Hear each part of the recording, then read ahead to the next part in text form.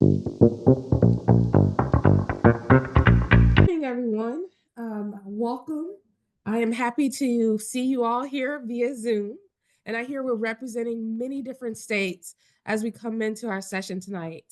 My name is Dr. Vovanti Jones. I am an associate professor of physical medicine and rehabilitation here at the University of Missouri. I'm also one of the medical directors of stroke rehabilitation at Rusk Rehab Hospital here in Columbia. I was honored to be asked to be MC of this event for the Thelma D. Harper Breast Cancer Fund Support Group meeting for your annual Thanksgiving celebration, where we're going to be exploring the theme of breast cancer at the intersection of disability and advocacy. And I would especially like to thank Mallory and Associates, who have been our sponsors for at least 3 consecutive years for this event. Mallory and Associates LLC is a management consulting firm founded in March of 2018. It is under the leadership of President and CEO Mamie Mallory, who is also a longtime the Thelma D. Jones Breast Cancer Foundation board member. This company's profile includes clients from across the federal government and private sector and provides services in business process improvements, equal employment opportunity, civil rights, real property asset management, and business development. I thank you again, Mallory and Associates, for your continued support of our foundation and the philanthropic work that you do in the area of breast cancer and disability, and your continued role as a staunch advocacy for both of those areas, among others. I'd also like to thank our impressive lineup of speakers, including our guest speaker, Reverend Polly Clark, Bishop from the Episcopal Diocese of Chicago, and the Reverend Cara Rockhill, who is the Interim Rector of St. Augustine's Episcopal Church, Kimberly Beer, Senior Director of Public Policy and Advocacy of the Christopher and Dana Reeves Foundation, and Sherry Dinkinson Trott, JD, who's the co-founder of Happy on Wheels LLC, and Leonani D. Booker, founder and CEO of Legacy of Hope DC, all of whom we look forward for hearing from later in the program. As I understand, this specific meeting has been occurring for at least 7 years, in which breast cancer and its impact on disability have been its main focus. Tonight, we're following tradition where we will explore some of the many faces of disabilities while relating them in the context of breast cancer. As a person with disabilities myself, I'd like to personally thank Ms. Thelma D. Jones for not only giving me this opportunity to be a part of this important topic, as well as being an MC for this event, but also being a part of tradition. It is for her efforts in sharing with her audience some of the articles about my work and accomplishments over the past years. Some of you may recall that I was a speaker for the November meeting in the years past. And I would like to often say that I think it is very important that we talk about disability in many contexts and many fronts, and how many different disease and health states play a role into disability, and how we can overcome some of the challenges that disabilities present in these different settings. So as we get started, before Reverend Rockhill gives our opening blessing, I'd like to really thank again Ms. Jones for her organization's years of advocacy efforts and for raising greater awareness of breast cancer, again, as a form of disability. And I'd also like to thank her for continuing to give her personal experiences on her journey with breast cancer and connecting with many different individuals, not only in the breast cancer field, but across other collaborations, including the Christopher and Dana Reeves Foundation, Happy on Wheels, and others. We have an awesome program ahead of us. And so we have the opportunity to enjoy our speaker to the fullest. I'd like to remind everyone to remain muted unless you're speaking to help avoid background interruptions. I thank you all again for being here. And now I'd like to have our opening blessing from the Reverend Cara Rockhill, the new interim rector at St. Augustine's Episcopal Church, where many of the Thelma Jones Breast Cancer Fund Support Group meetings have been held in the past since 2017. Reverend Rockhill, the floor is yours. Thank you very much, Dr. Jones. I have to tell you, as a priest and a pastor, when you can walk into a place that has a powerhouse force of nature like Thelma Jones, it sets the tone for the entire community. And I am honored and grateful that I get the opportunity to be her priest for this moment in time. And I'm honored and grateful that she was there the day after I found out that my aunt has just been diagnosed with breast cancer. And to know that that resource exists. And from my heart, Thelma, I am grateful. And would like to tell everybody a little bit about St. Augustine's, which is that we are a community of people who really believe that heart comes first. And we show that through our celebration of Thurgood Marshall, one of our founders, every spring, and also every Sunday through a feeding program known as Bread for Life, which everybody is invited to participate in. And we would like to further thank Mamie Mallory of Mallory Associates for all that she's done to be here today. And I would like to start this day with an acknowledgement from one of my colleagues at Georgetown University, Dr. Amy Kenny, who in her book, My Body is Not a Prayer Request, teaches that disability is not, it's not a thing to be ashamed of. It's not a thing that should be separating us. Disability is a form of diversity. And it's an aspect of diversity to look at and to honor and to acknowledge and share with everyone. And as a person who suffers from a disability that you can't tell from the outside, that resonates deeply with me. And I think that it's important that we share that mindset as we go forward this day and all days. And so as we begin today, I ask that we assume a posture of prayer, whatever that looks like for you. And I say, Lord God, we ask that this day that you bless us as we come together in your name, learning together, striving together, healing together. I thank you especially for the presence of the Right Reverend Paula Clark, who has been an incredible inspiration and important figure in my own life, and I hope that her wisdom shines down on everybody here today. We thank you for Thelma, for this foundations for 7 years going strong, and ask that you continue to bless the work of this group and this meeting this day and all days. Amen. And I think I pass it back to you, Dr. Jones. Yes. Thank you, Reverend Rockhill, for your blessing. We appreciate all that you have continued to do and your support. And I know that you will be a staunch advocate for this group and the work that you're doing at your church as well. I want you to continue to have best of luck in your new role or as the interim rector. Next, we welcome Kimberly Beer, who is the Senior Director of Public Policy and Advocacy at the Christopher and Dana Reeve Foundation. I'd like to say that as someone who takes care of individuals in my rehab hospital who have new spinal cord injuries and are just learning to adjust for life, we often connect them to the Christopher and Dana Reeve Foundation and allow these individuals to find places where they can find support, connection, and help as they deal with their new life. So I thank Kimberly Beer for her work with that foundation. And I also understand, Ms. Beer, that you've been a longtime supporter of this cancer fund, this breast cancer fund, and its efforts on topics almost from the beginning, it seems, that you and Thelma Jones have been working together to support all of the goals that this foundation has, especially in the capacity of working with breast cancer. So it appears that as though the two of you have come full circle on the causes that are near and dear to your hearts, and that's amazing.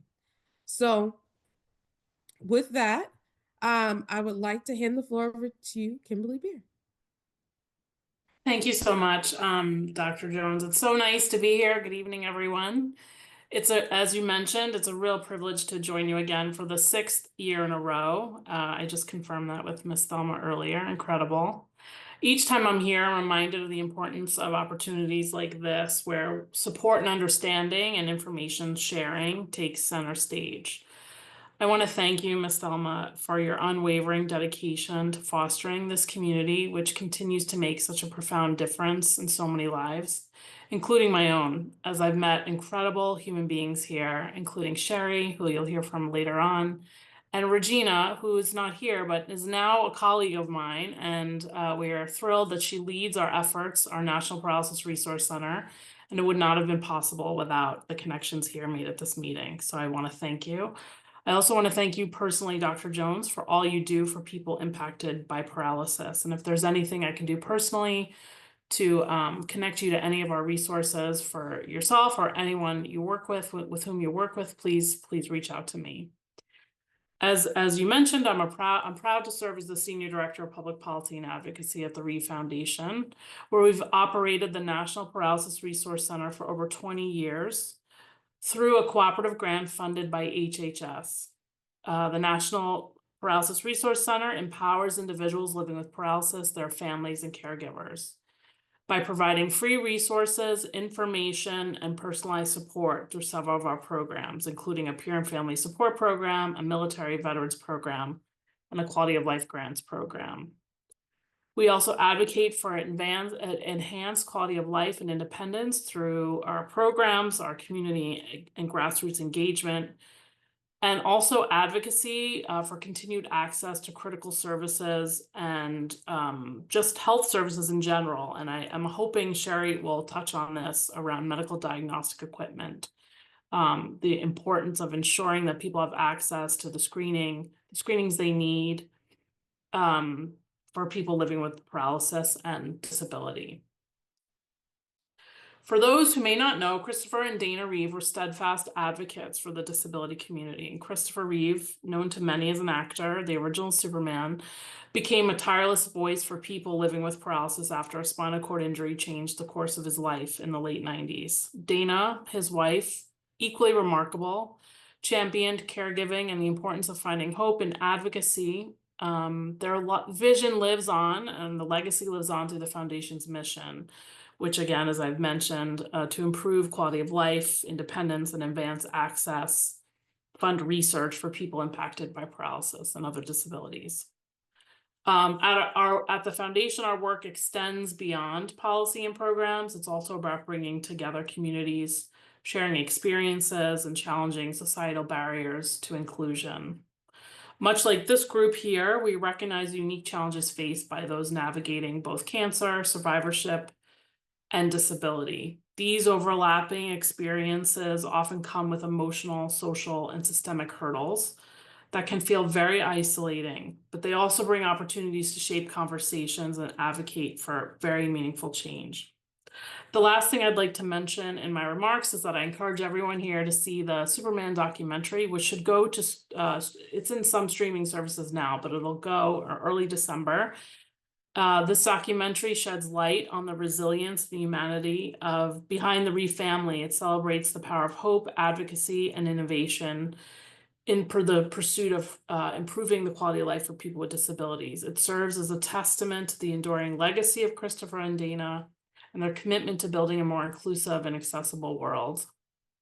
Through this film and the conversations it sparks, the Reeve Foundation, my team specifically hope to engage policymakers, especially as we have a new administration coming in January, healthcare providers, and allies in meaningful ways that advance inclusion and access for all. Thank you again, Ms. Thelma, for creating this forum, and thank each of you for being here tonight. It's always a privilege to spend time with you, and I'm grateful for the chance to continue our shared work as advocates and allies. Together, we can push for a world where access and equity aren't aspirations, that they're expectations. Happy Thanksgiving to each of you and your loved ones, and if anyone ever needs to speak with me directly, I'm happy. Please feel free to share my information with any of the attendees. Thank you. Thank you, Ms. Beer, for all the work that you're doing. And we know that you will continue to support us as we continue to support you going forward. So we'd like to take this opportunity to be a little interactive. I want to take this time to look at all the member or individuals that we have on this call today. It looks like we have around 22 individuals. And I want to have an opportunity for our breast cancer survivors, our caregivers, to maybe introduce yourselves and just give us a one-liner of who you are. And if you want to tell us something about your a short statement about your breast cancer journey, we'd love to hear who's on this call with us so that we may be able to connect as a group and learn the humanity of each other. So if anybody would like to go first, please let me know or raise a hand. Okay, I will be bold and step out first, and also say that after we finish this, Vovanti, if I could please give the welcome, because I inadvertently omitted that. So that is not your fault. That's my fault. I was sitting here enjoying everybody else so much that I forgot to mention that. So I am Thelma D. Jones, a 17-year breast cancer survivor and the founder of the Thelma D. Jones Breast Cancer Fund. Thank you. And I'll call on some people who are a little shy.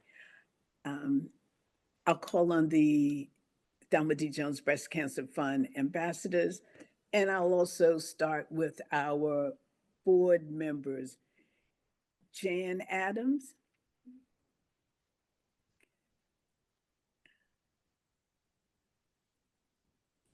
Jan might be having problems Hello, coming everybody. Hi. Okay. It's good to be here. Thank you, Thelma. You got me on the spot, but that's okay. I guess I'm used to that. So I'm a Air Force veteran, 24 years. Own a couple businesses in DC, aviation consulting firm and an electrical supply company. And I've had some pictures with Christopher Reeve, with the son. He was inducted into the Boys and Girls Club, and so I met him and I was invited there. So he's a wonderful. great young man, great young man. Wonderful man. Yes. So I had a very, very good friend who, Frances Pulley is her name, and her son was John Wall, who is used to play for the Washington Wizards. And she passed away several years ago with breast cancer, but she was like one of my very best friends. We traveled a lot together, and I was with her when she noticed the lump in her breast. We were on a Tom Joyner cruise, so having fun, but a little scary it ended up to be. And come to find out, she claimed that she was having her mammograms regularly, but sometimes she was known to fudge the truth a little bit.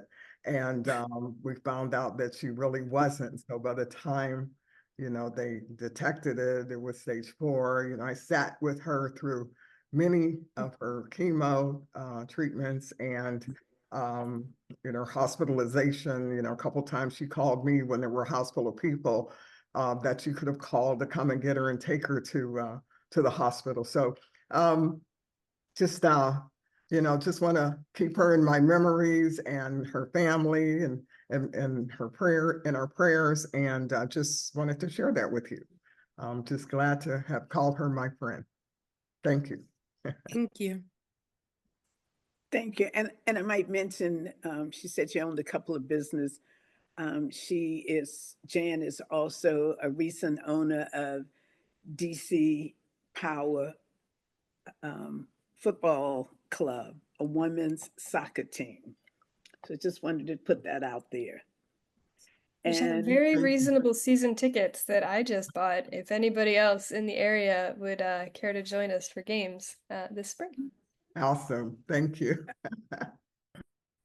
And Reverend Cara, I did tell Jan about your love and support for women's soccer. So, so Jan, this is Reverend Cara, our interim pastor, rector at St. Augustine's Episcopal Church. Okay, welcome. I'm right next door to the church here? Yes. Okay, yes. okay, great. Great. I'll see you sometime. Okay. Kathy DeBoe, our treasurer. I unmuted myself. Yes, I've been on the board of directors, and even though breast cancer doesn't run in my family, but I did take care of my mother who had ovarian cancer. So I always take opportunity to share the message that Thelma is giving out to people that I know. Okay, thank you. Okay. And now we will move to our ambassadors, Denise Triplett. Thank you, Kathy. Good evening. My name is Denise Triplett. I am a 22-year breast cancer survivor, and I'm also, thank you, a ambassador for the Thelma D. Jones Breast Cancer Fund. Thank you, Denise. Anthea Peters. Good evening, everyone. My name is Anthea Peters. I'm a 27-year breast cancer survivor and a Thelma D. Jones ambassador. Thank you, Anthea, and congratulations. Angie Walker. Good evening. Good evening. My name is Angie Walker, and I am also a Thelma D. Jones breast cancer ambassador, which I hold my position very highly due to the fact that I can get to be a spokesperson for Thelma and go along with her, or just when she's not available, we can kind of pull up the slack for her. So we are truly, truly thankful. And I am a 26-year breast cancer survivor, and I'm just grateful, grateful, grateful to God for all his blessings. Thank you, Thelma. Thank you, Angie. Sylvia Jackson. Good afternoon, everyone. My name is Sylvia Sam Jackson, and I am another one of Thelma's ambassadors. And I am a 10-year survivor, and I just count my blessings every day for the Thelma D. Jones breast cancer with the great people that I've met and are just in my life to eternity. So I appreciate every moment of it. Thank you. Thank you, Sylvia. And earlier, Vovanti mentioned we're representing several states. Well, from the great state of Massachusetts, we have Bonnie, who's a friend of Sherry's. So Bonnie, could you introduce yourself? Sure. I'm Bonnie Chansky. I am a first cousin to Sherry Dankinson, and I fortunately have not had breast cancer. My mother-in-law and sister-in-law, my mother-in-law has passed from that. My sister-in-law is a survivor, and of course, Sherry, a very big personality, which you're going to be hearing from her, I know. And yeah, so it is something that I think everybody certainly needs to be paying attention to. And I'm happy to be part of this and to learn whatever I will tonight. So thank you for inviting me, Sherry, and all of you. Thank you, Bonnie, and thank you for representing the great state of Massachusetts. Okay. Next, we have Niani Booker. Good evening, everyone. Ms. Jones, thank you for having me. And also thank you to Mamie Mallory for continued resource and support for the Thelma D. Jones Breast Cancer Fund. Again, my name is Niani Booker, and I am the founder of Legacy of Hope DC, Advocates for Breast Cancer Awareness in Black Women and Families.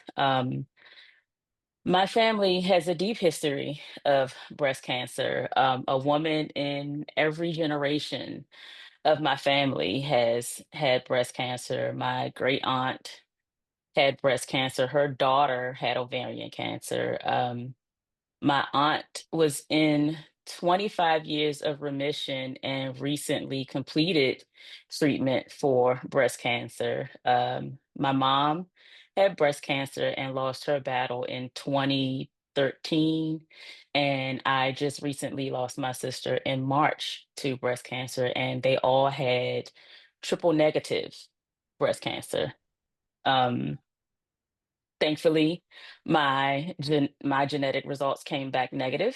But the passion-driven work that my family and I want to do is our goal is to spread awareness, provide support, and raise funds for Black-owned organizations. As we know, there are many other breast cancer funds, but there's not many Black-owned organizations, and we just want to bring all of these organizations that's doing this vital work in this space to the forefront. And when I met Miss Jones, um, I had just finished a conversation with my cousin. Like, this thing is too deep in our family. Like, we have to do something. We have to start an organization. And I think I met Miss Jones a week later while going to visit my dad. And I talked to her and I was like, we talked about an organization. And she was like, do it, do it. So she was one of the first people that I shared my passion and my idea with. And again, thank you so much for inviting me. And I am looking forward to working with you and many other organizations in the future. Thank you, Niani, and also thank you for the generous donation that Legacy of Hope DC contributed a couple of weeks ago of $1,000 to the Thelma D. Jones Breast Cancer Fund. Absolutely. And we look forward to doing it next year and giving you more. Thank you. Thank you. Thank you. I might mention Niani's father is an author of, well, Niani, I'll let you tell that about your dad, because he will be on the program at some point soon. He doesn't know it yet. Your I'm father sure was, he would be more than happy to. Yeah, he's a great man. He is an author. I believe right now he's finally excited about releasing. He has I believe like a 6-book series that he's finally gotten some excitement about releasing. Breast cancer has impacted him as well because his second wife, which was my mom, she died of breast cancer, and his wife also has succumbed to cancer, and then my sister. So it's really impacted him a lot, and he's finally having a zest for life again. So I'm excited about, what he's going to do next. And he's gotten his traveling bug back. So he's been traveling a whole lot. So yeah, I'm thank happy you. about that. And her dad's name is Johnny Beeson. So Yes. please look out for that when his books come out. He actually, I understand, put a hold on his 7th book. But one of the other reasons why Johnny is an interesting person is that he has spent years working on a cancer registry, doing consultant work with the cancer registry.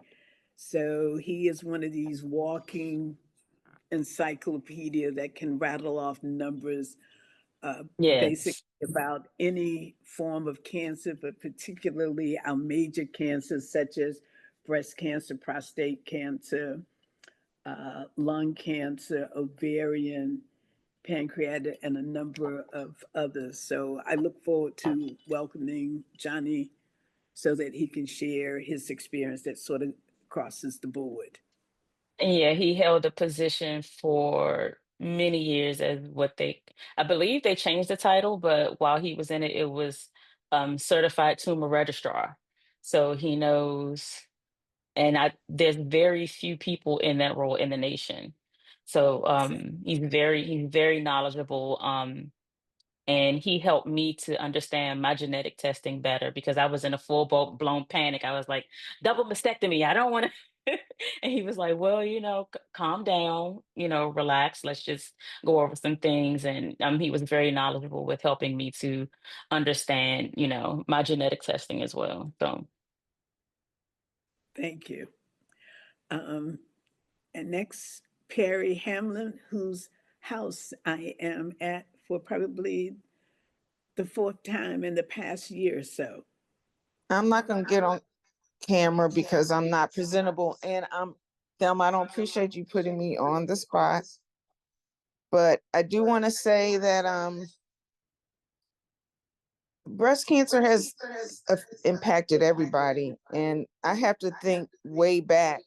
And I was telling Thelma this story just recently about one of my dear friends, and Bishop Paula will remember this.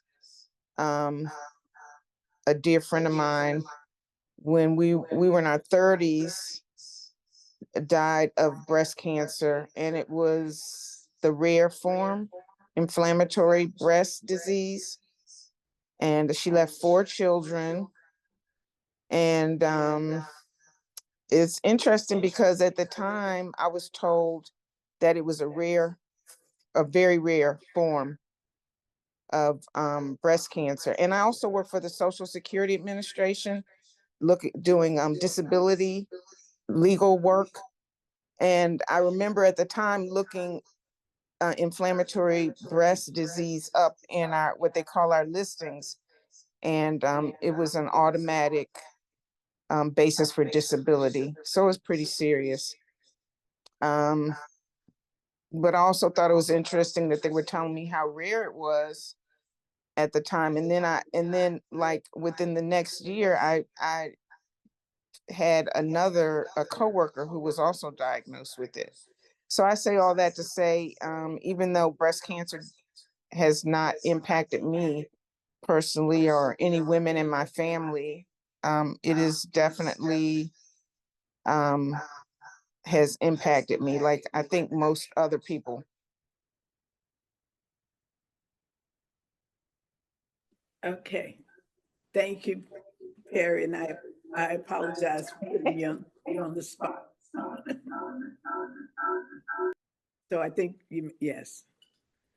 And the next person, we'll do 2 more people and then we'll move on, Vovanti, with the program. My closest friend for life and from high school is Robert Jones, who is, I think, in Durham, North Carolina at this point. Robert is the father of Vovanti Jones, our MC and moderator. So as you can tell, I've known Vovanti long before she knew herself. So Robert, can you come on board and introduce yourself? Good afternoon. My name is Robert Jones. I'm Thelma classmate from 1970. I'm the father of Vovanti, and I'm a full-time farmer in Snow Hill, North Carolina. I have known Thelma ever since high school. And I just want to say congratulations, Thelma. You did an outstanding job. Thank you. Thank you. I still want to be just like you when I grow up. Okay. And Robert is telling me that he is starting a new venture. So we're both farmers' daughters, and half of our conversation talk about farming. So Robert, is this something you want to talk about now, or you rather discuss it at a later time when it's more in a more definitive stage? We'll discuss it at a later time. Okay, thank you. And when we talk about our meetings broadcasting from different places, not only throughout the United States, but abroad, I am pleased to welcome Dr. Alejandra Mendoza Hurtado, who is here in Washington, D.C., and a professor at Georgetown University, who has expanded the reach of the Thelma D. Jones Breast Cancer Fund to both Spain and Guatemala. Alejandra?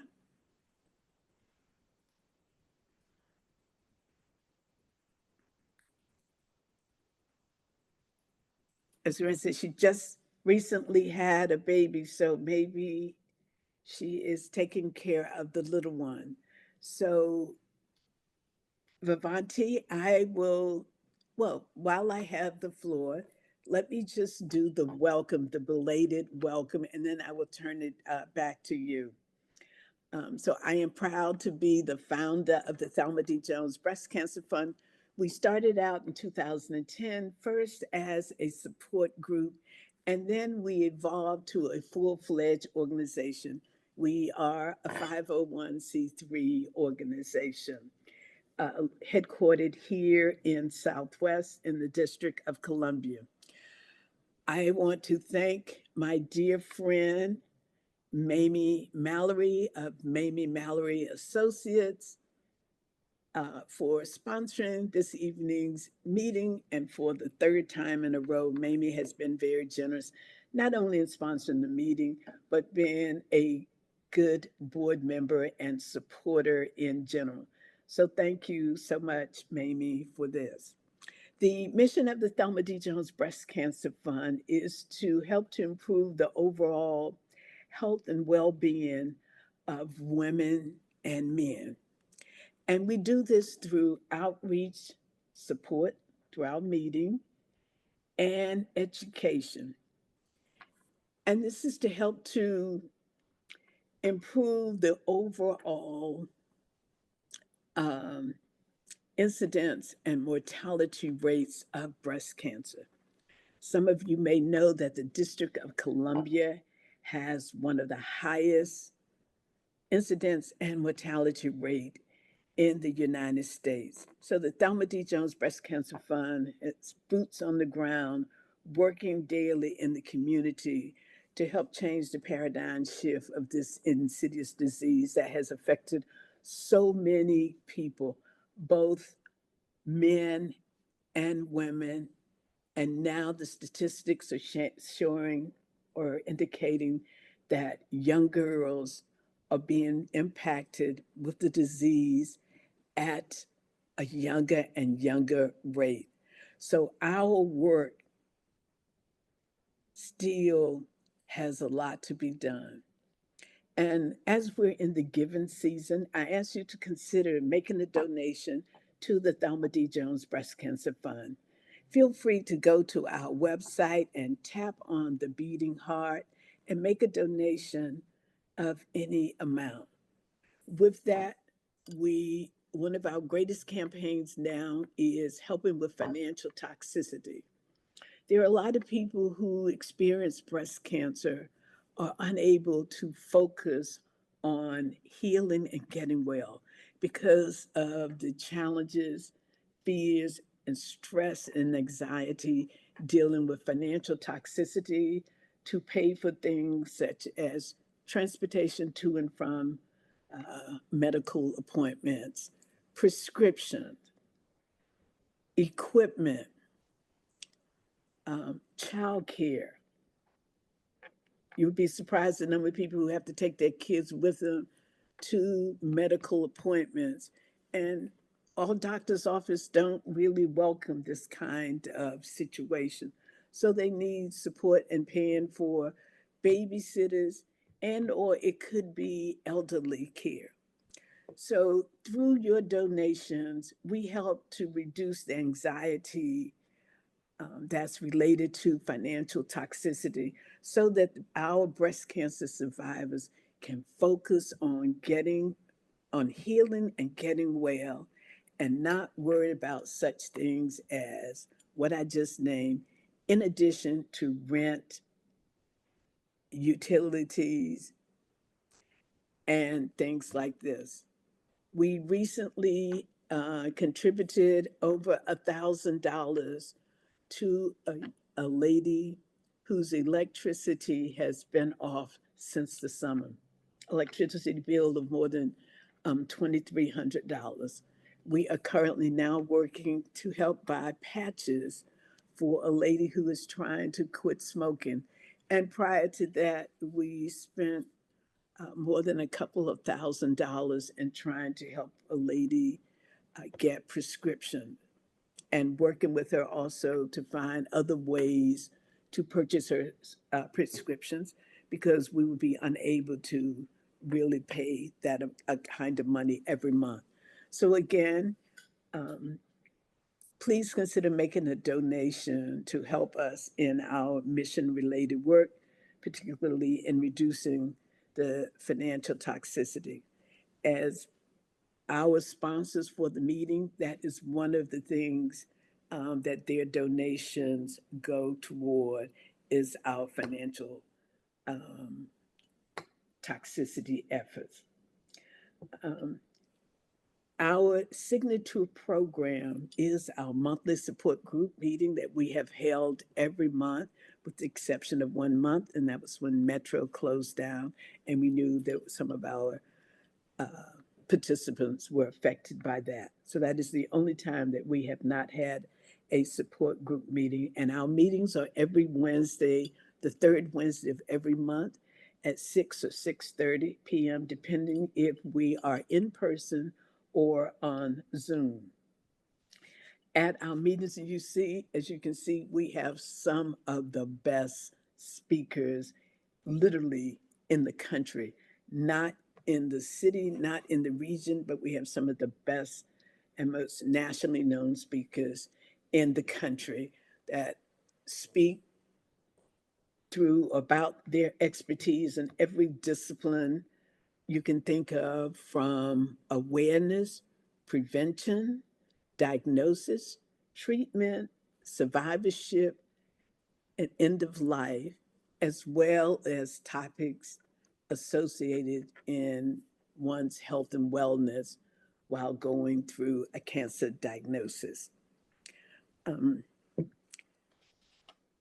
Again, I want to welcome you and thank you for coming. And we have a lot in store with our guest speakers that our Emcee and moderator, Vovanti Jones, has so eloquently shared with us. So, Vovanti, I will turn it back over to you. Well, thank you again, Ms. Jones, for your work and your welcome to this event, and providing some of the history of what has gone on and how this has developed into such a great opportunity for survivors or those living with breast cancer to communicate with each other and get support, as well as the work that you're doing to help support people, from the stories that you've told about taking care of patches for tobacco to other needs of individuals within this community. So thank you.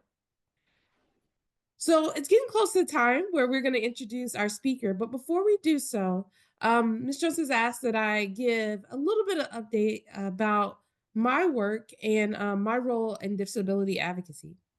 So as you may remember earlier, I mentioned that I am a physician, a medical director of the stroke inpatient rehab unit at Rusk Rehabilitation Hospital here at the University of Missouri.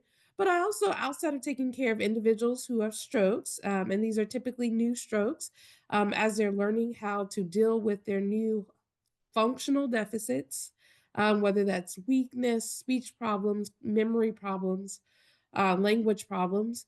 But I also work with patients in our hospital who have cancers. So whether they're coming to see us in the rehab unit because they have new diagnosis of cancer and we're trying to pre-rehab them for starting chemotherapy, so getting them a little bit stronger before they can go through a round of therapy, or after they've had their surgery, they had their treatment, and they're down, weaker from that, and we're trying to rehab them to get them back to being able to live in the community in their own homes and do the activities that they normally do.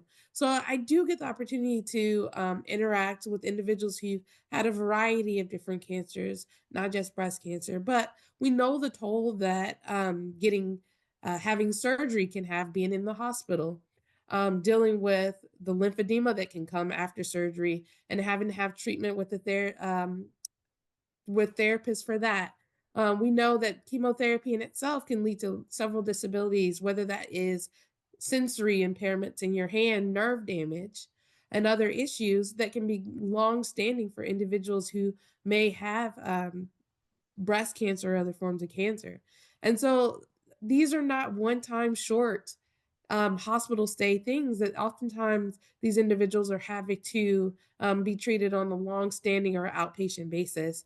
And so as a rehab physician, I'm often involved in that case. But also, she brought me here to also mention that as an individual who lives with a disability, I understand how important it is to advocate for the needs of the community. And with breast cancer putting itself in with some of the side effects creating a disability, I also understand where we need to interact within the society ourselves to get more awareness to what individual impact this may have on individuals' lives, whether that's needing wheelchairs because you're down, having difficulty with chemo, having fatigue, having nerve issues, or things from that standpoint. And so it is definitely my honor to be able to talk to you guys more about those related issues and some of the work that I've been doing here at the University of Missouri, which is one of the first public universities here west of the Mississippi and home to one of the top schools of journalism in the country. So again, thank you for allowing me to tell you a little bit about my work with people who have had cancers, breast cancers and others at my rehab hospital. So after much introductions, I want to get to the main event here. So let me introduce our guest speaker, Reverend Paula E. Clark, Bishop of the Episcopal Diocese of Chicago, who is zooming into us from Chicago, Illinois. Bishop Clark is in the 13th year for bishopship in Chicago, and she's been serving, or no, she is the 13th bishop, not 13 years, sorry, bishop of the Episcopal Diocese of Chicago, serving since September of 2022. At the time of her election on December 12th of 2020, she was canon to the ordinary and chief of staff in the Episcopal Diocese of Washington. There were 4 other candidates in this election, and she was elected unanimously on the 4th ballot. She is the first African American and the first woman elected Bishop of Chicago. And if I'd known she was in Chicago when I lived there, I would have been happy to meet you up there. But now I'm down in Missouri. Bishop Clark's speech tonight is entitled The Long Haul, where she will share her journey and talk about disability theology. So thank you, and please join me in welcoming Bishop Clark, who will also be participating in a short Q&A after her speech. So with that in mind, please fully immerse yourself in the message that Bishop Clark has to deliver so that we can engage in a robust Q&A session afterwards. It is an honor to welcome you, and I turn the floor over to you, Bishop Clark. Thank you. Thank you so much, Dr. Jones. I've interacted with people who have your specialty quite a bit in the last several years, and I admire your work so deeply. Let me also say how much I appreciate the work that Thelma Jones is doing. I think it's awesome, and I will talk a bit more about how important it is for us to really lift up those people who are dealing with differently abled situations in their lives. And included in that is the breast cancer diagnosis and living with it afterwards. And also all the disabilities, the diverse disabilities that we're dealing with. Let me also say that I was familiar with the documentary, the Christopher and Dana Reeve documentary. And just so you know, Kimberly Beer is it? I have my master's in public policy. So I know a little bit about this work and have carried it out in a different form before I became a priest and now the bishop, 13th bishop, as you said, of the Episcopal Diocese of Chicago. So just a bit, I want to mention my sojourn and why I call it the long haul. The long haul I actually got from Perry, who was an ambassador. Perry Hamlin was an ambassador for the foundation that Thelma runs. And it really describes what I've gone through. So in a moment or two, I'll just highlight what I went through. And so I mentioned that disability has many faces. And some things in terms of how we accommodate people who have certain disabilities can be fatal to others, like the bumps in the road that they have for persons who are blind can trip me up and kill me. And so it's interesting how the majority of people don't understand the diversity of what we call disability, but I argue it's just another way of being. And I'll get to that in a moment. So quickly about my disability, I was elected, as Dr. Jones mentioned, December 12th, 2020, which is Our Lady of Guadalupe Day for those who care about such feast days. And it was a time of great excitement.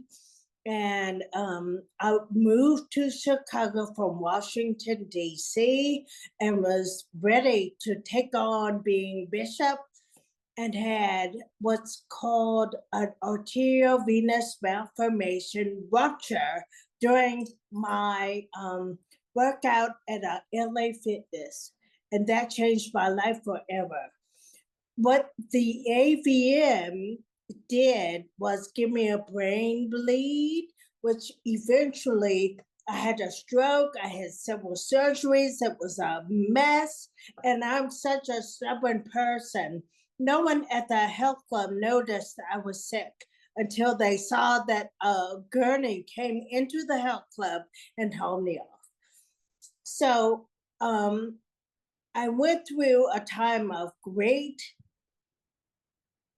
trauma and being transferred from one hospital to another.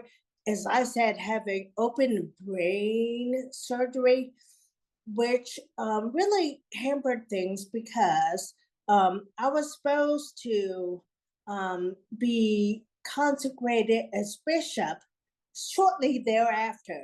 It turned out I was in the hospital the day of my scheduled consecration. And so it didn't happen until 2 years later. It was followed, the arteriovenous malformation was followed by several surgeries and a whole bunch of physical therapy that has not ended yet.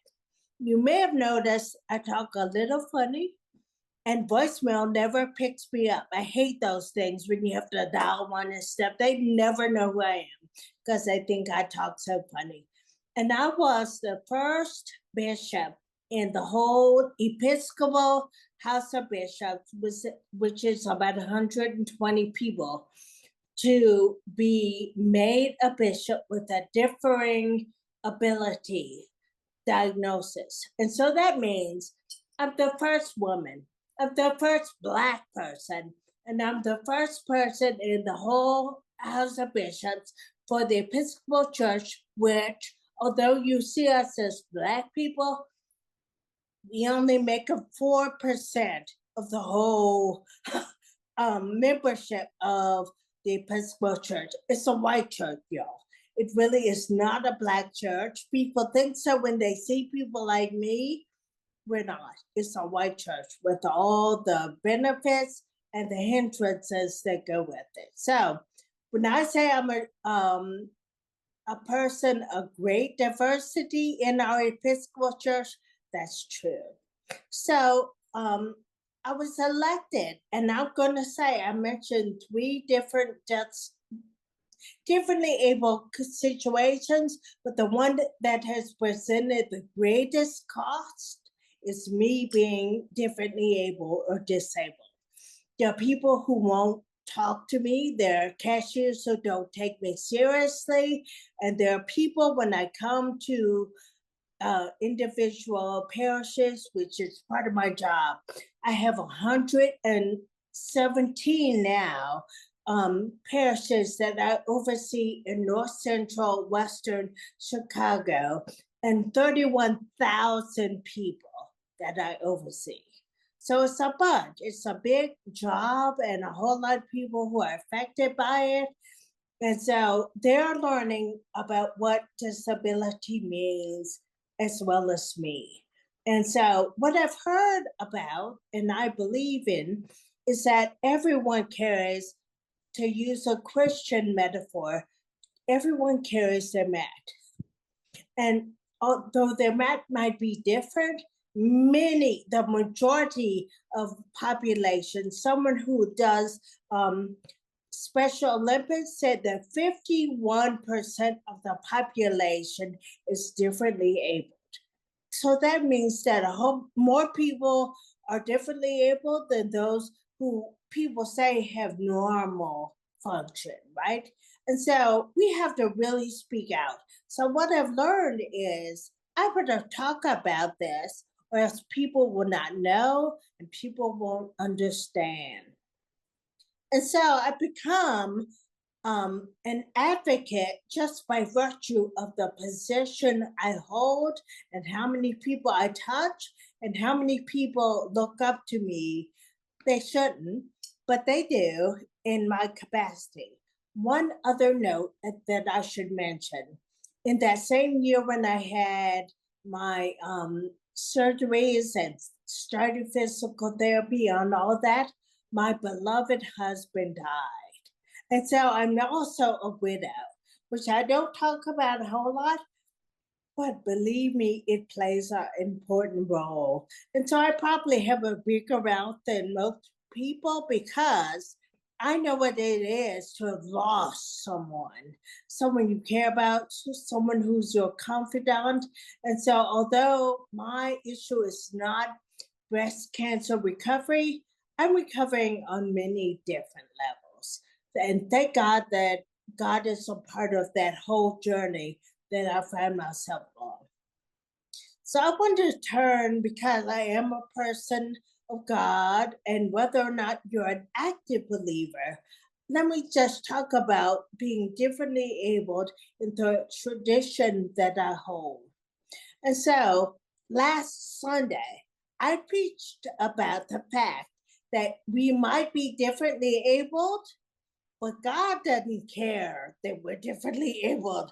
God calls us as individuals. And so the hang up that we might carry has to do with us. We might feel differently about our status because we feel that we're differently able, and God doesn't care at all about that. And I have a few examples for you. Like, although you may or may not be involved in the religious life, most of us have seen the 10 Commandments with Charlton Heston, you know that? If you recall that movie, he went on hallowed ground and God told him to take off his shoes. But he also had a disability. In the Bible, as well as in the story, the movie, he had a stutter and he was real self-conscious about his stutter. God called him despite the stutter that he had. And he's like, I can do that. I can deliver the people of Israel because I have a stutter. And God said, I don't care. I don't care. That's your hang up. But because you care about that, take your brother Aaron with you. And Aaron can speak on your behalf. God did not take away his stutter at all. He lived with a stutter. But God said, okay, it's your hang up. It's people's hang up, so I'll accommodate you this. And there are other examples that throughout our history as people who are Christian. I just want to say the whole Christian faith was founded on someone who was differently abled. And so Jesus Christ, who we consider to be God with us, it was the broken body of Christ, broken, that died and was resurrected and became the resurrected Christ. And people recognize this resurrected Christ not because he was perfect, because he wasn't. They recognized him by his wounds. And so the fact that he walked around in all what a friend of mine calls all his beauty and brokenness, it was out of that brokenness that people recognized that he was the risen Jesus. And so I say all that to say that I come from a tradition that really hails the whole notion of people being differently able and poo-poos the whole notion that we're not capable, because we are the people who carry forth a message that makes all the difference. It really does. And so all of us should stand proud with all of our beauty and brokenness and say that we are the people who must speak out on behalf of all those who suffer from a variety, and I'm saying a variety of differently abled things, but God chose us to carry forth the message. And so that's what I'm saying over and over and over and over again to people. I want you to know that you are the one who's expected to carry forth the message that is powerful to people who might be holding on to their insecurities. Don't. Everyone is carrying something, and it's up to us to say, recognize the needs of various people with varied issues that they're dealing with, but that's all it is. They're issues that people are dealing with just like everyone else. So be proud and speak on behalf of what God would have you do, and I would have you be, because I had to learn the hard way, people, that we are powerful people, and it's up to us to carry forth the message that everyone, really, everyone needs to hear. So I want to thank you, and I'm going to end early. I just want to say that one of my friends, my best friend from college, is in surgery right now. So if I leave y'all, I've gone to care for her because as a person ordained, by the way, Reverend Rockhill, I brought through the discernment and ordination process too. But part of what we do is to walk alongside people who are hurting. And so I might be called to do that. So if I disappear, know that I've gone to do that with her because she's going through a hard time and is in surgery right now. Okay, so I'd like to open it up for questions. I did it in less than 13 minutes, y'all. And so I opened the floor to questions and thoughts and impressions. Whatever you have to say, I'm willing to do it. I'm an open book.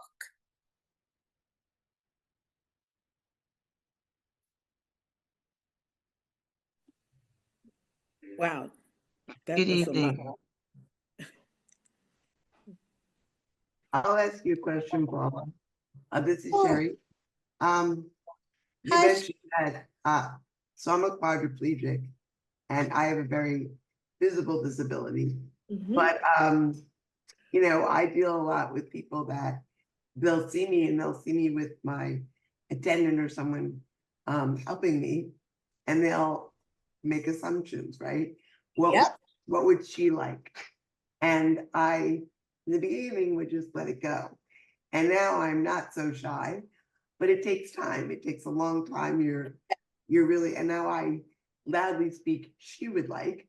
And sometimes I want to say, she's a lawyer who said, you know, I would love to really slam them. I think it really is about education and what you say. But I was wondering what, you're dealing with 130,000 people that you are touching through others. So you're going to make a great village of allies, which we deeply need. But how do you address that when you first come to a big group and people may inadvertently, I mean, it's known that there's attitudinal barriers. Despite the fact that 1 in 4 people have a disability, it's going to be 1 in 3 within 10 years, and everybody is one step away, or one rule away. So that's my question to you. So how do I deal with it? So I'm gonna be really honest. I deal with it because, one, I was born a Black woman. So I know about discrimination and people making unfair assumptions and putting things on you if they pay attention to you at all. And so I walked into this being differently abled, relying on some of the lessons I learned, quite frankly, as a Black woman who had experienced discrimination across the board. And so right now, the 3 obvious differences I have being a woman, I'm the first woman in our diocese to be in charge. They don't like a woman in charge. Let me say that. I mean, that's really a thing. They don't like that, and I am, and sometimes I have to be a big mouth, and I am. And I say, you know what, whether you like it or not, I have the power of the pen, and I'm not scared to use it. I also give people permission to make fun, if they dare, of my situation. So I will claim the elephant in the room when I speak. And so I'll say, you may have noticed I talk a little funny. Or you may have noticed I'm lady. Yes, I will not wear the pants. I don't want to be a boy. I'm a girl. But I name the elephant in the room. I do. And then I am such a difficult person to deal with because, like I said, you know, I've been through the big Megillah. I have. My husband died. I'm over 60 years old. I'm 62. I've been a Black woman for 62 years. And so all that discrimination has come on to me and been included in how I fight as a person who's differently abled. And so watch out. That's all I can say because I have nothing to lose, really. I try as a Christian to be patient and understand, but what I learned as being a Black woman widow has stood me well in terms of dealing with this whole new venture journey of being differently able. So that's how I deal with it. And so I don't want to say it, but I'll say it in this group. It will take a lot to really set me off because I'm so used to how discriminatory people are in general. It takes a lot to surprise me. It really does. So. Yep. I love it. I love it. I think, was there another question from Angie?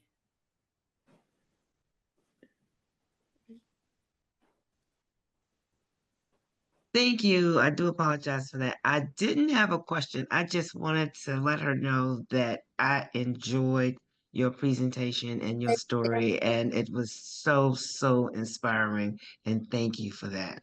Well, thank you, Angie. I appreciate that. Thank you. Yeah, I think we could all use some of that gusto and energy that you have, because many of us have, in a different capacity, not at one at your level, have experienced a lot of discrimination. Oh, yeah. I've certainly experienced a lot, and I still say that even though I did miss my mammograms, the stress and discrimination that I endured at my more than 33 years at the World Bank has a lot to do with my breast cancer diagnosis. Yeah.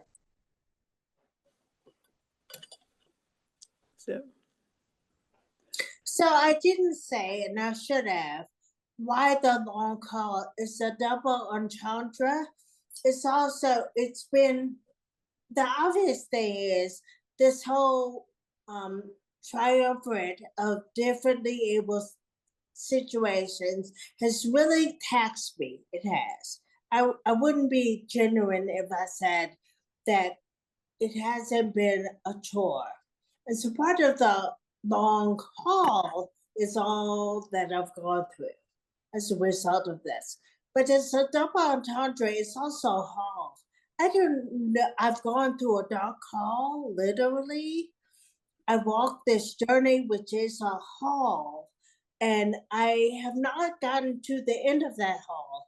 And so as I'm traveling through this new but taxing journey, it's the ability to try to use my phone as the light or whatever light it can find along the way to get me to walk through what is already a difficult situation with joy and happiness. And so that's part of the hall. The hall is the light that we carry naturally.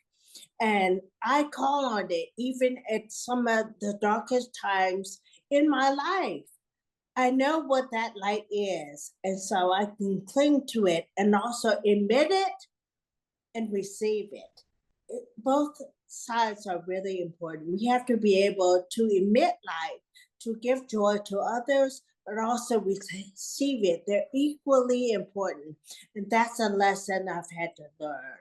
And so I'm glad to be the emoter and the receiver of joy, happiness, and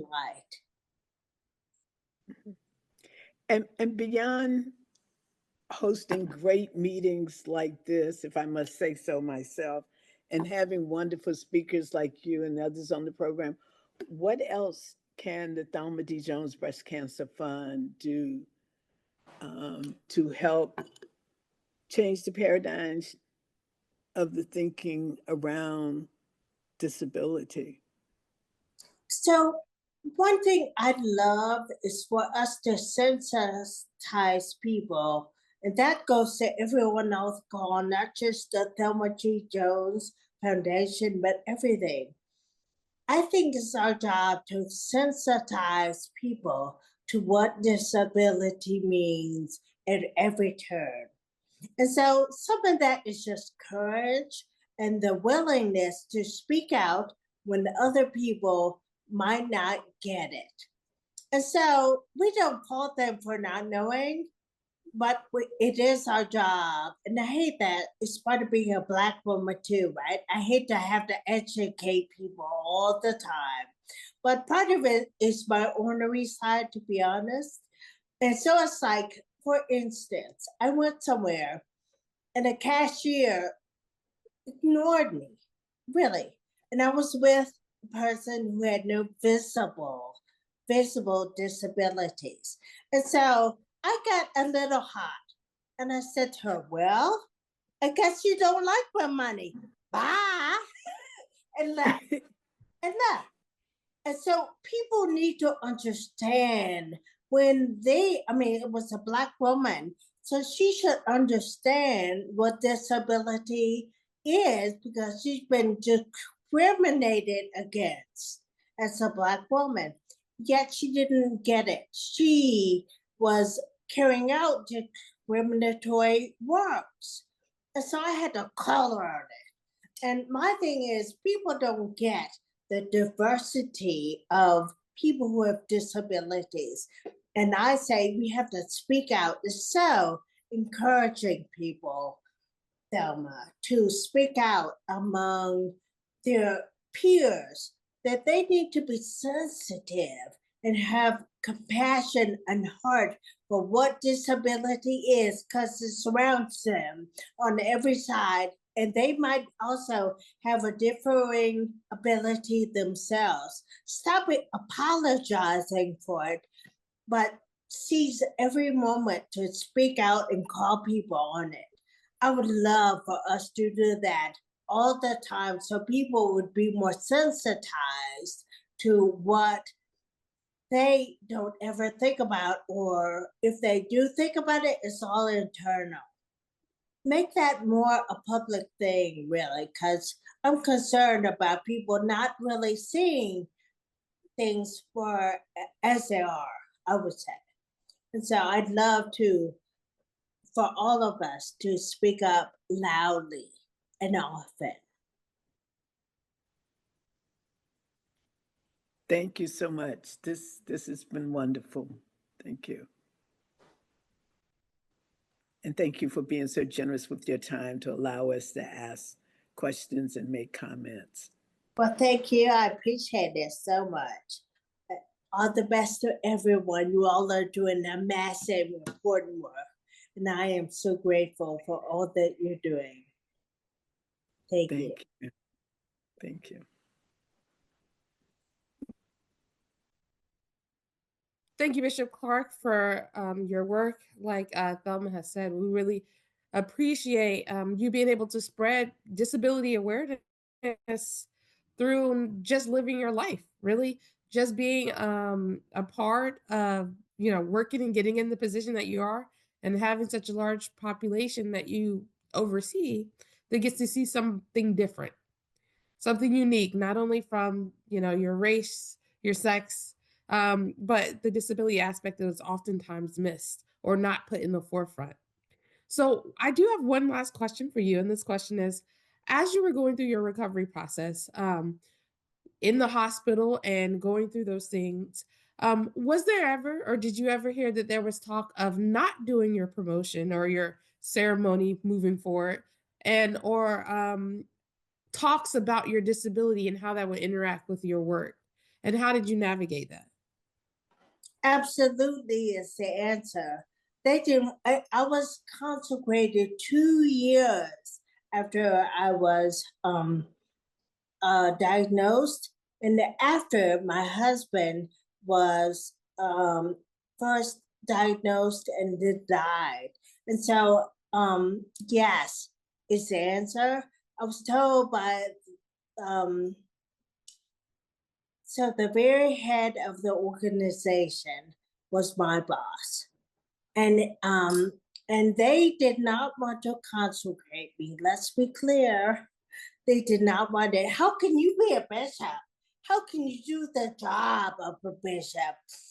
And okay, so excuse me, Dr. Jones, but I'm gonna say something a little controversial. The testing that was done on me was racially biased. It really was. Those tests are made for white people, and I'm not a white person, in case you hadn't noticed. And so, I was also discriminated against because I'm an Ivy League graduate. And so they said, although you're passing these racially biased tests that they didn't believe were racially biased, you should score higher because you're an Ivy League graduate. So I'm like, y'all know that that's not true, okay? But there was a woman, a physical therapist, who talked to me and said, you know what? You have to take these tests like you're a white lady. I said, what? She said, you have to take these tests like you're a white lady. Did I score in the 90-something percentile after I tested like I was a white woman? Yes. And so I had all the backup tests that were done. Me being on the, not authentically me in my humble opinion, I would say that. And then I had to fight with the head of the whole international church in order to be consecrated. It was a fight. But as I said, I'm used to fighting. I am. And so he's like, how can you do the job of bishop? I can do it. And I have a chaplain. A chaplain is someone who drives you to the different areas because I don't drive any longer. But he also prays for me. He also negotiates with every parish that I visit. And I visit a different parish every single Sunday. And so they had no idea how someone who was differently able could do this work. And so I had to convince them, oh, you're being narrow-minded. You're being discriminatory. You're being, as we say in our tradition, stiff-necked. Open your mind and see that this can happen. And so I did it through proving that I could do this work. And y'all just don't know how because you're so caught up in some other narrative that it can be done. And oh, by the way, as Sherry said earlier, there will be more people like us. Hello, you better get used to it because in order to be ready for the future, you have to know that we might have to do things a little bit differently in order to accommodate the wide spectrum of people who you will have to deal with. And so that's what I've been a loudmouth about that. I did it because I'm a fighter. I'm sorry, Dr. Jones, but it required my fighting to help people open up their minds and understand that this is an area that you too can advocate for, but not without a fight. I would not be ordained right now had I not been a fighter. Well, thank you so much. We can clearly see your fighting spirit as you give us this talk today. And I think a lot of what you mentioned truly resonates with all of us in this group. As we think about, this idea of disability and just discrimination as a whole. So I, again, thank you for all the work that you are doing. Thank you for your continued support of our organization. And we, again, are honored that you were here with us this evening. So thank you.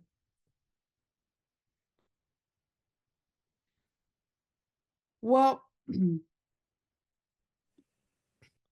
we're going to make a slight transition over to hear from Sherry Dinkenschultz, who will be giving a brief, telling us a little bit about her story and go through there. Sherry is a breast cancer survivor and advocate in TDJ Breast Cancer Foundation ambassador. She's also the co-founder of Happy on Wheels LLC and has been instrumental in helping to ensure that every November is dedicated to the topic of breast cancer and disabilities. Welcome, Sherry, and we're happy to hear your story. Thanks. I really appreciate being here, and I want to say how grateful I am to Thelma.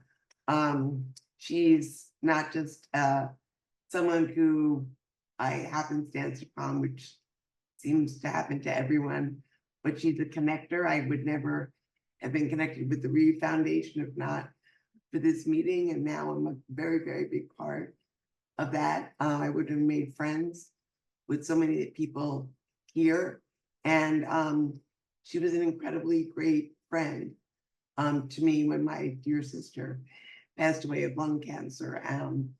We're also good checkers on each other. We don't know how to say no. We're getting better at that. And she's just a wonderful person. And I think good people bring good people together. I want to try to bring it down a little narrow. I have a big mouth too. Luckily, I grew up in a family where it didn't matter whether you're a girl or a boy, you needed to speak up for yourself and you could be whoever you wanted to be. I was injured when I was 16 years old during my sophomore and junior year of high school. I'm a quadriplegic, which means I can move from the chest down. My hands do not work. Some might say it's a tragedy to be injured that young. Some might say it's a good thing because I didn't already have a career. Not quite sure what it is, but it was definitely a life change. And I say life is a matter of minutes and seconds. I did luckily grew up in a very small town. New York is not all New York City. I've never been to Snow Hill, but I grew up in a town with no sidewalks and no street lights, so maybe it is a little bit like Snow Hill. And very narrow-minded. And to be honest with you, I didn't know what a quadriplegic was. I had never seen anybody in a wheelchair, and neither had anybody around me. I went back to my high school. I was tutored in the summer, and I was a prisoner of where I lived because there were no sidewalks. There was nowhere to go. My family didn't have yet an accessible van. We had to figure out a way to make our house accessible. There were so many barriers, and I was in rehab for 18 months. Right now, the average time frame that someone is in rehab after an injury like mine is 18 days, and I am not making that up. So if you talk about problems, how do you come home and survive and thrive? So I made it down here to Washington, DC after being in Albany, New York for college. Too much snow. There's a lot of public transportation. Down here, I couldn't change my abilities, but my environment could enhance I couldn't change my abilities, but I could enhance my ability to be independent. And living here did that. And my sister also lived here as well. So I had family members. I went to law school. I went through a lot with my disability. I did not have good health, not being sick with your normal sicknesses, but if Sherry got sick, it was like something big. Like I had 5 bowel obstructions. I had everything you could imagine, but it was a big, big thing. And so I never thought of things that are little. Now, getting breast cancer is not a little thing. For me, ironically, it wasn't a big thing. And so I had just been down in Shepherd, the Shepherd Center, which is a center for excellence for spinal cord injury. One is Craig Hospital in Colorado and Shepherd. And unfortunately, our nation's capital does not reign with a very good place. I hope I'm not anyone on this call, but I'm going to be big and bold, like the bishop, and say they stink. And I should be doing a lot of big mouth work there, but instead I went to Shepherd, and I only have so much of a big mouth to run around. So I got very ill there, and sort of like Gilligan's Island, a 1-month tour became an 8-month tour where I almost didn't make it home. And even when I did make it home, I didn't know if I would ever make it back to work. And only through the kindness of wonderful people that I work for who said, try 2 hours, try 4 hours, did I ultimately start to come back. I came home in April. I was still on oxygen. I weighed 98 pounds, and I was getting dressed by a caregiver who said, oh, I feel a lump. Well, that lump turned out to be very early stages, but it was, I went for a mammogram, which as a woman with a disability, getting a mammogram is horrible, which will lead me to my soapbox, which now is in regulation. But it was an eye-opener to me when I had a phone call from a doctor on July 7th, 13 years ago, saying, you have stage 1 breast cancer. And I never thought of hearing the word breast cancer, even though I've been around for a long time. And well, you don't know how many people have breast cancer till you have it yourself, but I knew about it. But I never thought it would be me. I mean, I have all these other things. How could I get breast cancer? So when I told people, and I'll never forget, it was my book club, and I told them I had breast cancer, and they knew that I had been at Shepherd for 8 months. They looked at me and they said, this has to be like a joke, right? A bad movie. Oh no, it was not a bad movie. But the one unique thing for me was, in all my other sicknesses, I was so sick that I was out of it. This was the first time that I had control, that I could hear what the doctor said, that I could make the decisions. And I felt like I had some power over this. The whole irony of all this is that the doctor that did my breast cancer surgery, that was her specialty. She had done all my bowel obstruction surgeries where I had almost died. So when I came into her office for breast cancer, she was like, sure, you have got to be kidding me. You just have to be kidding. Like, no, Dr. Augustine, I'm not kidding you. She called me her fragile creature. She kept me overnight just in case something happened. But the discharge papers were ready at 6 a.m., which, as you know, is an unknown. They say you're going to be discharged, and 12 hours later, you're discharged. But because I had a disability, I could not. Normally, it would just be a lumpectomy followed by radiation. But when you have quadriplegia at a certain level, based on where you're injured, your nerves are impacted.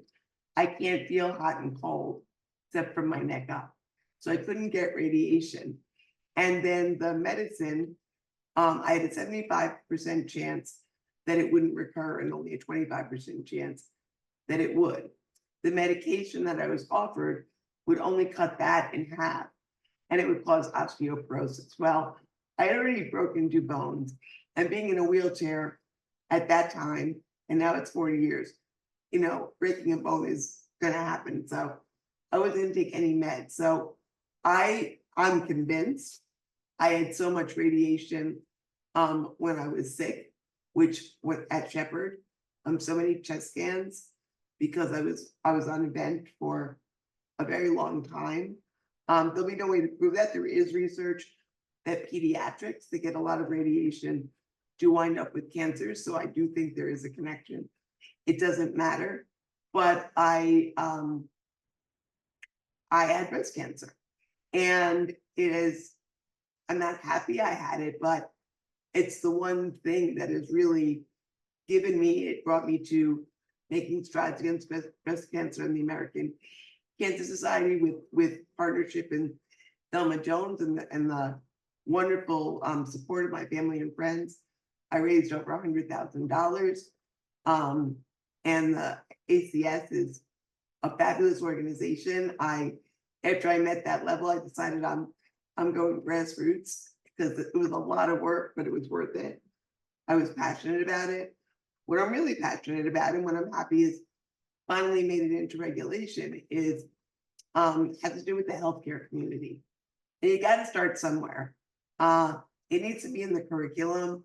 And Vovanti spoke she was a wonderful speaker last year about how that works and how she's really bringing that to bear. And I hope to work on that's one of my goals in the coming year with the Reeve Foundation, to really try to figure out how we can infiltrate medical schools in a way that's positive, because disability of all sorts is going to impact them. And there are now regulations on the books that require accessible exam tables so they don't do a pap smear in your wheelchair. Yes, that happens. No, they are not reliable. Second, that mammography machines are accessible, not just up and down, but there are machines out there that literally will come to you. People that have rotator cuff surgery have difficulty getting a mammogram. So it's universal design. This is not just for us, and that's something else that society needs to learn about. There's a lot of shorter women out there that get shorter with age and they can't hop up to an exam table. So why now it's in law? 17 inches became the rule. There was a debate between 17 and 19. And the third thing is scales that are accessible. And people wonder why that's so important. Well, it's not just because they ask you the question every time you go to the doctor. And I would guesstimate, because the only time that I would get weighed was if I was in the hospital or going to the wound clinic. Neither places of where I would like to be because the beds would weigh. Well, you need to be weighed to get the right dosage of medication. So you can literally get killed or be injured if your weight is not accurate. So now there's lots of details, and I won't mire you with them. I'll learn them of, how many facilities, how many people have to be employed, how you need to be referred to other facilities and accommodated. But one thing that you can all do, because it takes a village, is speak up. When you go to get your mammogram, ask, do you know that there's such a machine called a GIOTT, GIOTTI machine that will literally come to you?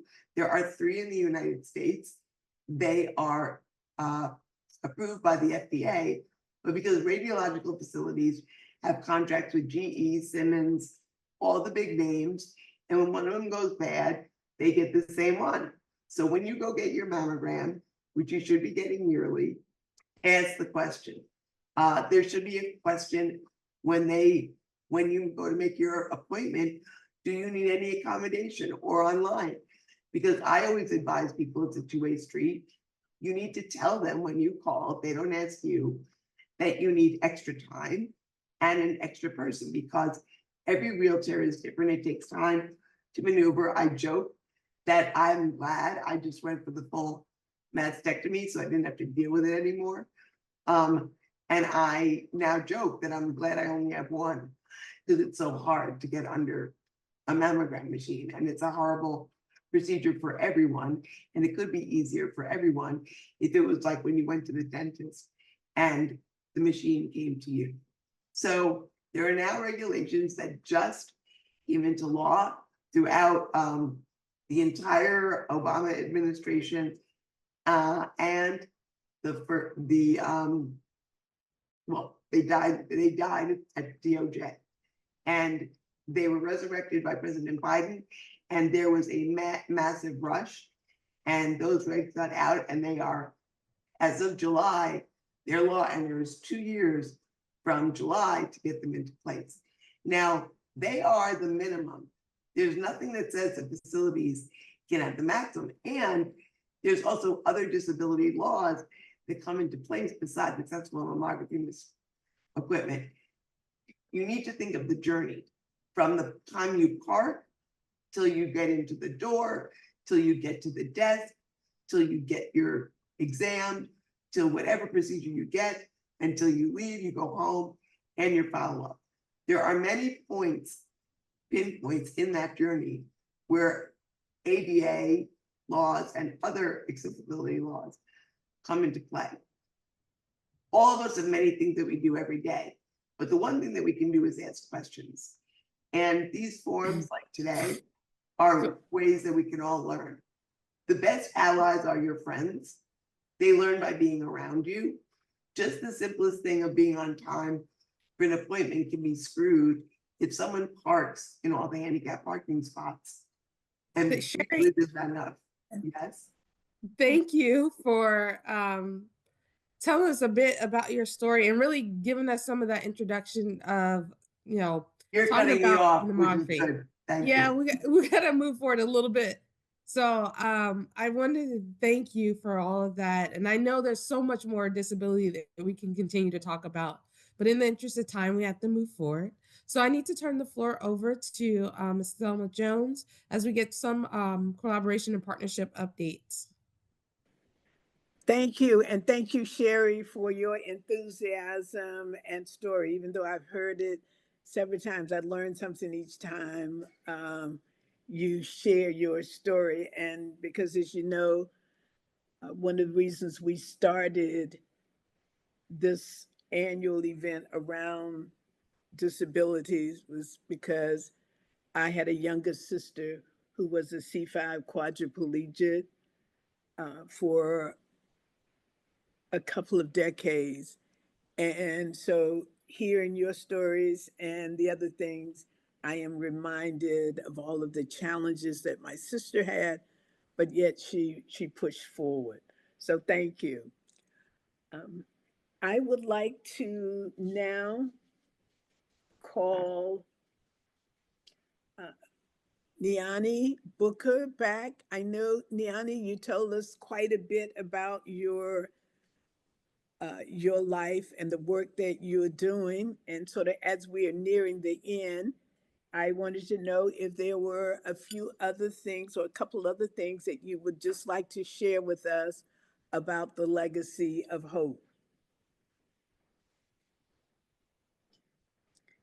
Is Niani still on the line, on the call?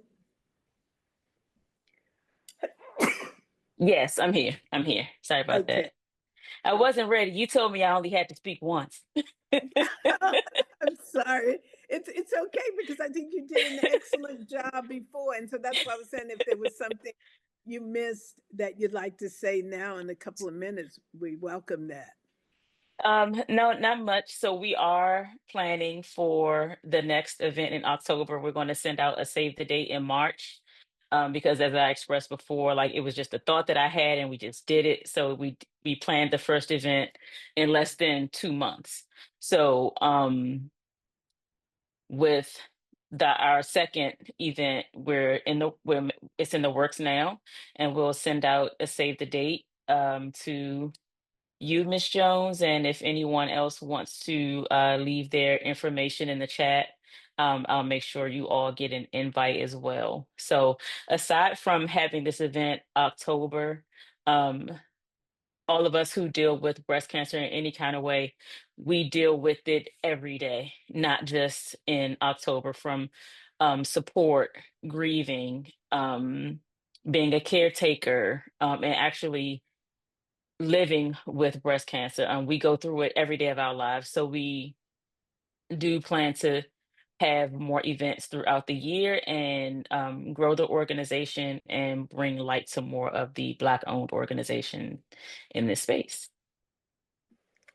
Well, thank you so much. And we look forward to our new partnership and working together to grow and strengthen it. And anytime you'd like to come to our meetings, please do so. But I also would like to mention that you will be a speaker in December Yes. to continue to remind us about the importance of genetics, genetic testing, and genetic counseling. And that meeting will focus on our December meeting, sort of like the November meeting has a theme, where we will look at children of breast cancer survivors, whether the survivor, their parent or guardian is living or deceased. And we will discuss that in the context of genetic testing and counseling. So we look forward to having you back then. And thanks again for having me. And I'm looking forward to coming back anytime you have me. Thank you. And I just wanted to mention earlier, so I want to thank Dr. Vovanti Jones for serving as our MC and moderator, and hope that she will not only return again in a similar or a different capacity, and to keep us up to date on the work that she is doing. Now, when she was introducing me earlier, she called me Thelma D. Harper, and I just wanted to mention that is not an error. As a cousin of mine said to me, I will always be Junior Harper's daughter. So Harper is my maiden name. So that should let you know how long Vovanti has known me. We have a newsletter that comes out monthly on the day of our meeting. So I am pleased to say that our monthly newsletter recognized Bishop Paula Clark. So if you haven't seen our newsletter, please visit our website, https://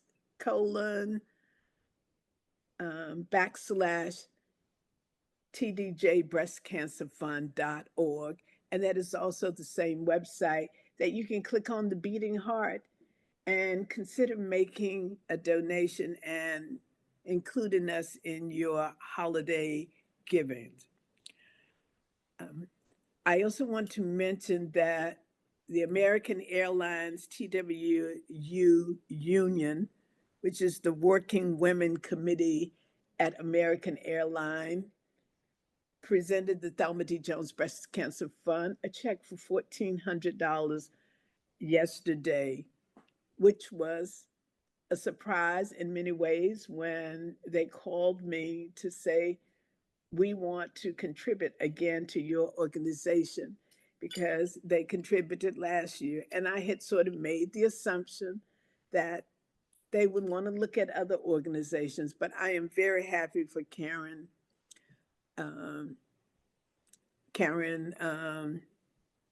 Oh, and I'm sort of drawing a blank on her last name. It's an Italian sounding name. But anyway, Karen made the presentation yesterday with a group of us at a day before yesterday at our feeding program.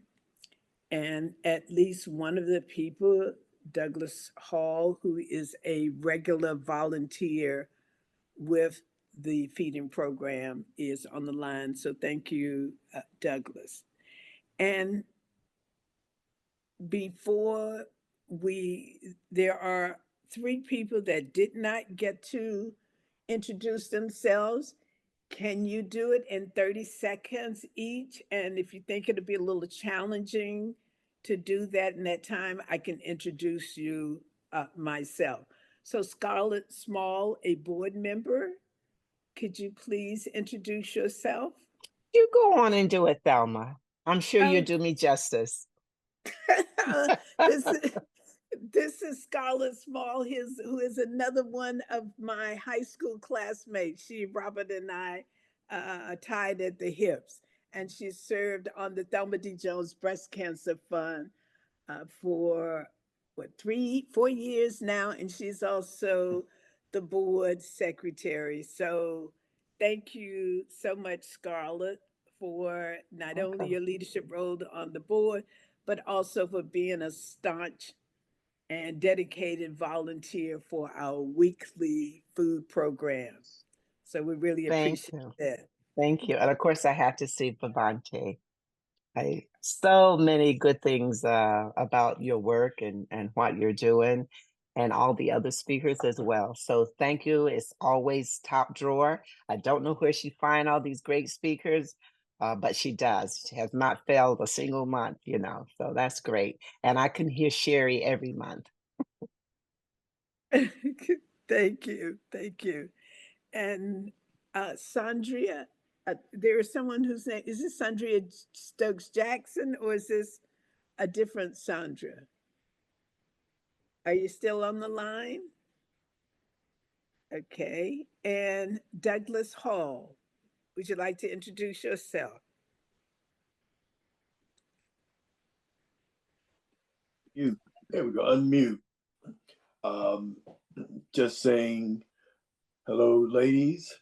Let's see. Yep, there was Robert. I think he left. Anyway, just saying hello. I enjoy volunteering with Thelma.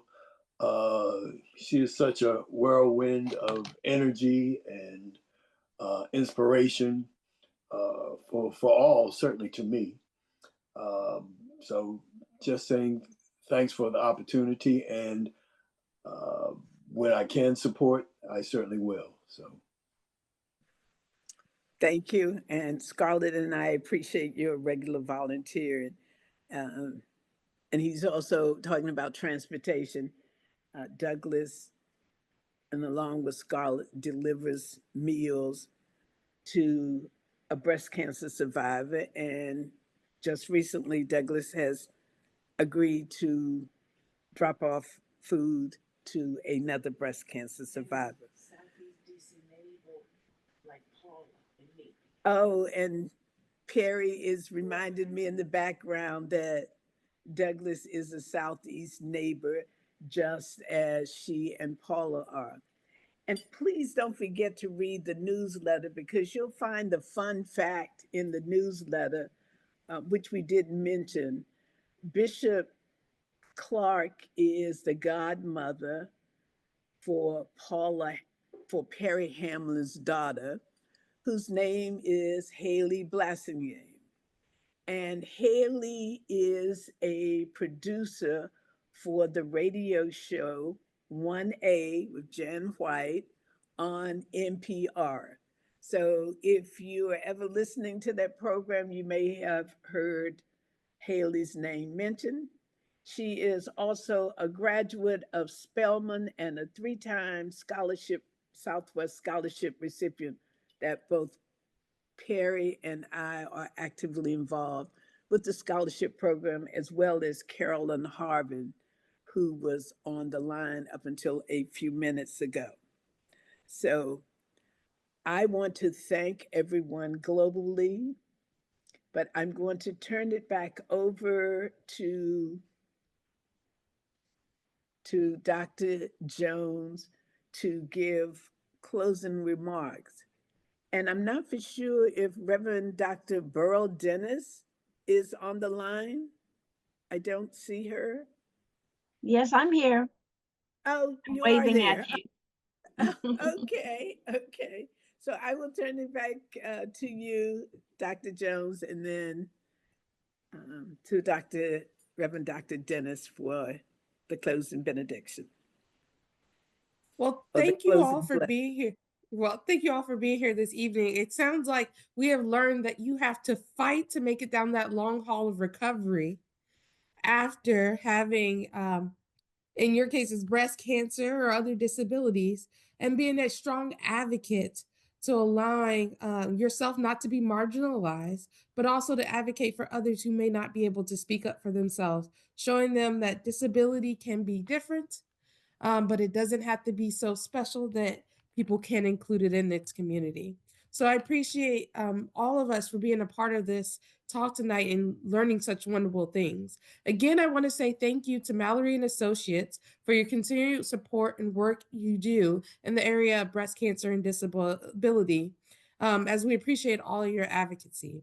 I also want to thank our lineup for speakers here tonight, including Bishop Clark, Reverend Rockhill, and Kimberly Beer, as well as Sherry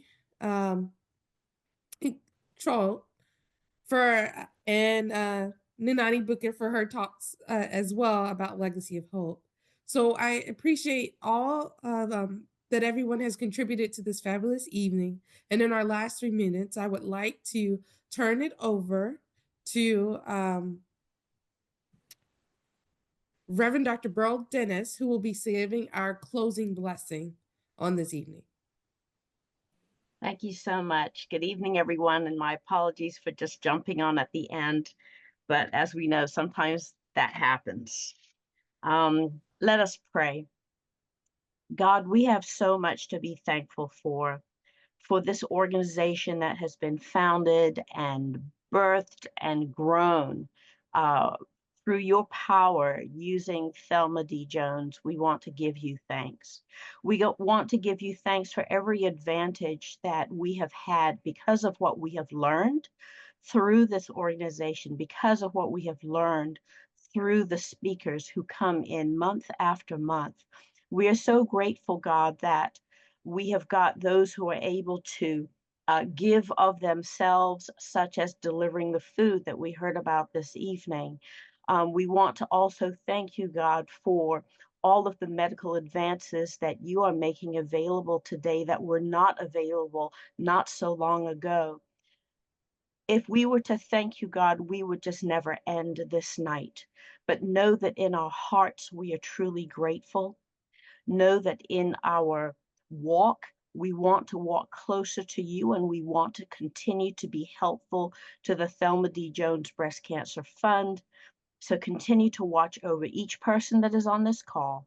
For those that are traveling this evening, may they travel safely through the rain and get home and give each person good rest, God. Let your peace preside within our lives and over us. And now, may the God of hope fill each of us with all joy and peace in believing, so that by the power of the Holy Spirit, we may all abound in hope. We pray in Jesus' name. Amen. Amen. And thank you all Amen. for this evening, and you guys have a great night. Good night, everyone. Thank Good you all. night. Thank you. Good night. Right. Thank you again, Bishop Clark. We really appreciated your Everyone presence. enjoy your holidays. Yes. Happy Thanksgiving. Happy You holidays. as well. Yes. Being thankful.